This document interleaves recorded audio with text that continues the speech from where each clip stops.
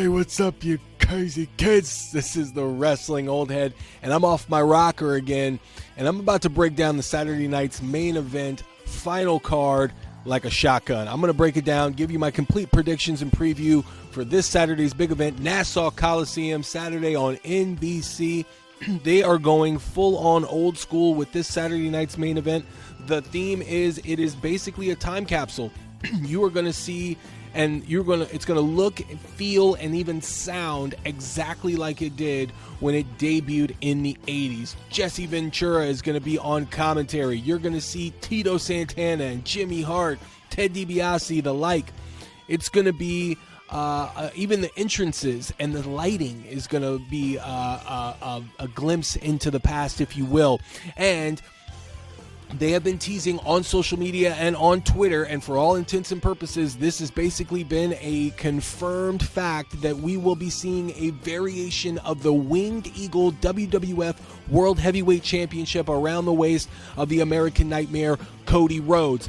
This American Eagle Championship, how cool would it be if it had the American Nightmare emblem with the eagle, though, instead, and maybe like the skull? I think that would be really, really badass. Like, it's going to look completely unique, completely different from the original WWF Winged Eagle, I'm sure, but it is definitely going to pay homage. So in this traditional Saturday night's main event themed event, they are going all out to make this seem like a very big event. I mean, this basically is a PLE. This card is stacked from top to bottom.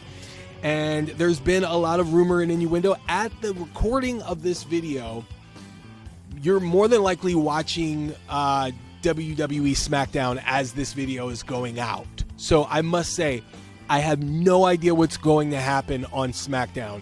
I do know that we are going to get the semifinals of the Women's United States title tournament, and the finals will happen on Saturday night's main event. So I have no idea what's going to happen right now, because probably as this video is going up, SmackDown's going to be on. So you will be hearing me kind of predict what's going to happen going into Saturday. I have no idea what's going to happen up to that point. But as we're recording, there has been rumor that, and spoiler alert for anybody that's trying to keep this a surprise and not trying to hear anything, just as a forewarning, this is the news that's going around, X and Reddit and making the rounds on the rumor and innuendo side of professional wrestling. There is a strong rumor that we will see the return of Charlotte Flair on Saturday night's main event. Where she fits into this, I have no idea, but you gotta wonder if Andrade, who is on SmackDown, is going to want to be with his wife when she returns. Charlotte Flair going to the SmackDown brand makes a whole lot more sense. They need a lot more women on the SmackDown brand as well. Nia Jax, the Women's World Champion, she has a past with Charlotte Flair. To insert Tiffany Stratton into the fold there, I have been wanting to see Tiff and Charlotte Flair have an interaction, because I think it would be great. Tiff uses like a moonsault, right? I mean, it's very similar to Charlotte Flair. They have a lot of similarities. There's a parallel there, right? And I think that they can utilize that in really interesting ways as they progress this feud. However, I can also see Tiff Stratton going to Raw, and they're holding off on that interaction for a while as well. Triple H, Paul Levesque, has been very patient with not trying to pull the trigger on things too fast. So for the immediate future, we can see something with Charlotte Flair and Nia Jax. Long term, we can see a confrontation with Tiffany Stratton and Charlotte Flair based on the building grounds of the story between Nia Jax and Charlotte Flair. So pretty excited about that. As I said, that is the rumor that's going around. Nothing been confirmed, nor denied, actually, of whether or not we're going to see Charlotte Flair return. And looking at the card, I don't know where she would actually fit in, unless she comes out to interrupt a Nia Jax Tiffany Stratton promo. Now, this is going to be 2 hours on NBC. They've got 5 matches. Typically, with the 5-match event, they usually go 3.5 hours. I don't know if they're going to be going overtime on NBC, or if they're going to just kind of condense what they would normally do on a PLE for this special event. Let's break down the card. For the World Heavyweight Championship, Gunther defends against Finn Balor and Damian Priest. Damian Priest, last addition to this title match. He was added on at the last minute. This makes a whole lot of sense because Gunther and Finn Balor, although Gunther has been getting cheers recently and they've been playing him off as like a tweener. He is more aligned with heel side. Finn Balor also a heel, so the crowd, you didn't want to put the crowd in an awkward position or cause someone to have an accidental turn based on fan choice on the Saturday night's main event in Nassau Coliseum in New York. So they've added Damian Priest to this to kind of give you someone to cheer for, someone to get behind, but also to kind of present a little bit of danger for Gunther's World Heavyweight Championship. Putting it at risk of a new champion and adding a little suspense. Plus, there is a lot of story here. Finn Balor, Damian Priest at SummerSlam in Cleveland, Ohio, an event that I was at. I mean, it was Damian Priest championship to retain, and Finn Balor cost him the championship. So it's right there for the taking. Also, in the rematch that happened more recently at Bad Blood, the Finn Balor interfered in that as well. Or was it Bad Blood or Survivor Series? It was actually Survivor Series. Sorry, it was Survivor Series. And at Survivor Series, Finn Balor once again cost Damian Priest the championship. So 2 for 2 on interference and costing Damian Priest the championship. Now it's a chance for Damian Priest to not only get revenge with Finn Balor, but to also get his comeuppance and finally win back his world championship.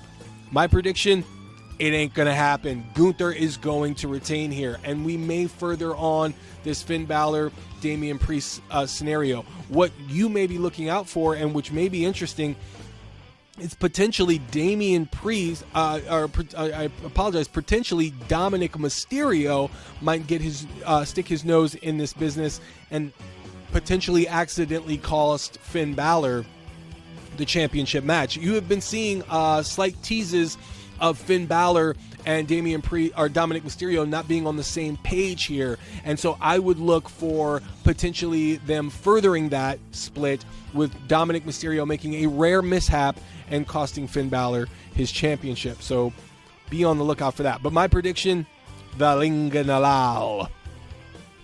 In a grudge match that was booked pretty much last minute, Drew McIntyre has returned to the WWE. He will be facing Sami Zayn. The way that they brought Drew McIntyre back, very interesting scenario here where he is basically pissed off at Sami Zayn and Jey Uso for rejoining up with Roman Reigns. This seems to be a recurring theme with some of the heels on the WWE side, and at some points they were actually cheered. It was Drew McIntyre, it was Kevin Owens, and Seth Rollins.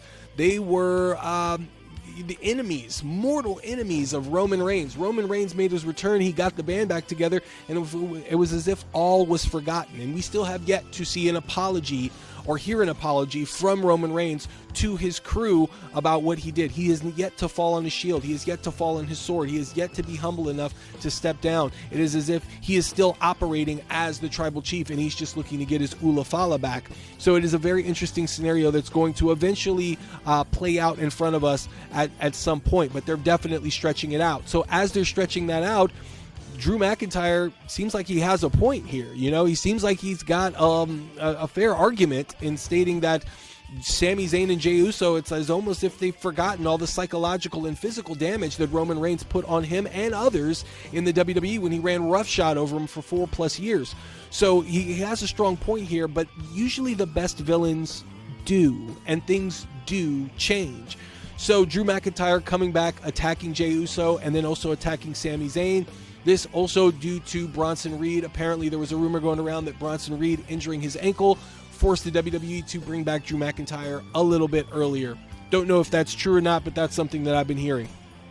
So for this match, I'm looking at Drew McIntyre getting the win here. They definitely want to establish Drew McIntyre back into the upper to main event card by bringing him back with a win here. Sami Zayn, he can afford this loss. It's not going to be too detrimental to him. The last time we saw Drew McIntyre, he was getting a 3-second tan, staring up at the lights in the Hell in a Cell at Bad Blood. So you want to reinvent him, bring him back with a little momentum by winning against Sami Zayn. So my prediction on this match, Drew McIntyre. Now for the Women's World Championship, Liv Morgan is going to defend against Io Sky. Now, this seems on paper and, from a cursory view that there's going to be a foregone conclusion that Liv Morgan is going to retain here. But the more that I think about it, there's an interesting story here where Rhea Ripley could potentially cost Liv Morgan the championship, give Io Sky the win and the Women's World Championship, further the Rhea Ripley-Liv Morgan feud so that they can get away from the title picture, and then now you have inserted Io Sky into the title picture, and she has some formidable opponents. Now imagine Io Sky as the champion, and then you introduce Tiffany Stratton to Raw. I think you've got a great opportunity there to put some new women to freshen up the title picture by adding Io Sky and Tiffany Stratton to the Women's Championship, and still give Rhea Ripley and Liv Morgan a chance to settle their differences. And now you're introducing the Intercontinental Championship for the women on Raw. I think you've got a great opportunity to kind of shuffle the deck a little bit. So this is going to kind of be my risky prediction here, but I'm actually going to go with Io Sky. I'm going to say Io Sky wins due to interference from Rhea Ripley. You do set up a potential rematch going into Saturday night's main event 2 in January, and it presents an interesting shuffling of the deck in the title picture. Now, they've done something like that with Shinsuke Nakamura beating LA Knight at the Survivor Series, so I see why not do something like that. And a title change on Saturday night's main event can be it can get the attention of a lot of people. It could be something that, gets people talking. So, yeah, for now I'm going to go with Io Sky as the winner of this match. Now, also on the other side for the SmackDown, we're doing the Women's United States Championship Tournament Final. The triple threat matches that saw Bayley, Chelsea Green, Michin, and Tiffany Stratton all advance to the next round have left a semifinal of Michin and Tiffany Stratton and Chelsea, or is it? I think it's Chelsea Green and Bayley, or is it Tiffany Stratton? Yeah, it might be Tiffany Stratton and Bayley and Michin and Chelsea Green.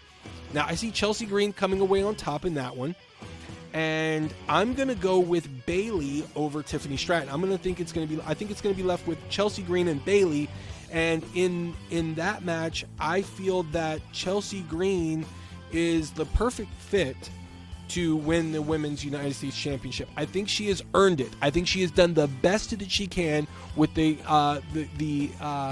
character that she has to get it over, and the fans are starting to get behind her. I think she's worked really, really hard to establish herself and separate herself from the large women's roster that occupies the WWE universe. She's got the moxie. She's got the charisma. And I don't mean the John Moxie. I think that she's got it. She's got the character. She's got the charisma. I think this is her time to shine.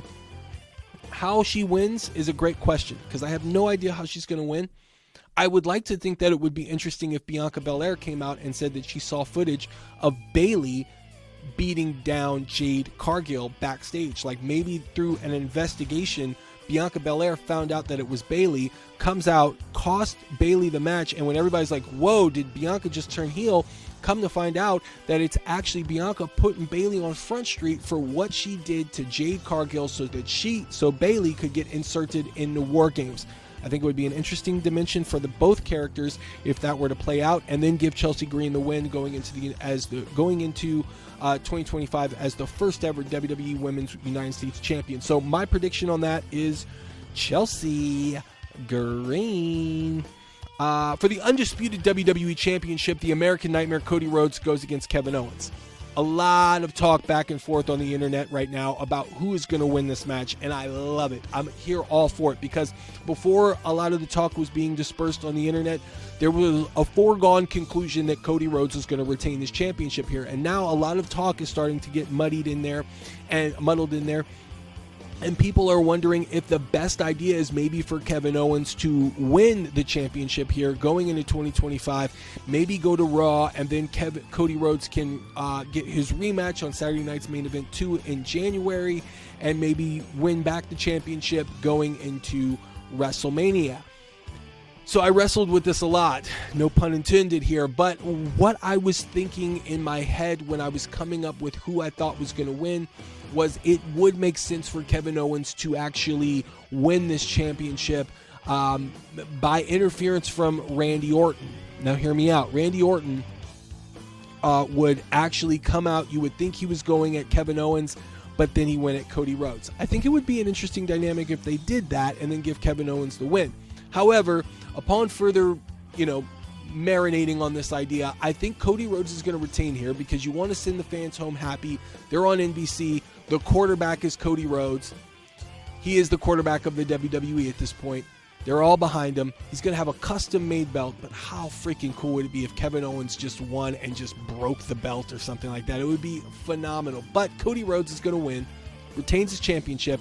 Randy Orton comes out, punts Kevin Owens, has a stare down with Cody Rhodes, and then hits Cody Rhodes with the RKO.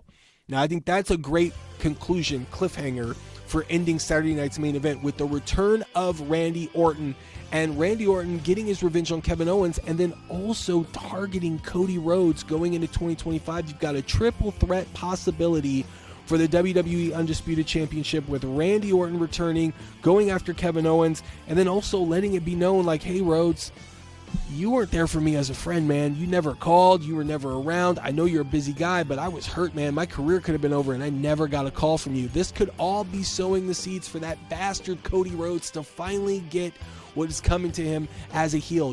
I'm cheering for it. I'm over here off my rocker as an old head, and I just cannot wait before we get a heel Cody Rhodes. And this is going to be the start, baby. I can feel it. Randy Orton, he's going to make it happen. That's my prediction. So Cody Rhodes retains. So there you have it. You've got 5 matches. You've got Jesse Ventura. You've got Jimmy Hart. You've got Tito Santana. You got the Repo Man. You got Barry Hardy. You got Dwayne Gill. You got all these, all the old school 90s jobbers coming back. I don't know if they're coming back, but that would be freaking cool if it did. You've got, all of these faces that are going to be coming back. Saturday Night Live's going to have, or Saturday Night's main event is going to have this old school feel. I'm super excited about it. Are you super excited about it? What do you think of those predictions? Do you think that those predictions are going to come true? What are your predictions going on? You give me a thumbs up and put it in the comments who you think is going to come out on top on Saturday night's main event. Let me know what you think. And as always, wrestling fans, I'm going to get back on my rocker and stay tuned for more.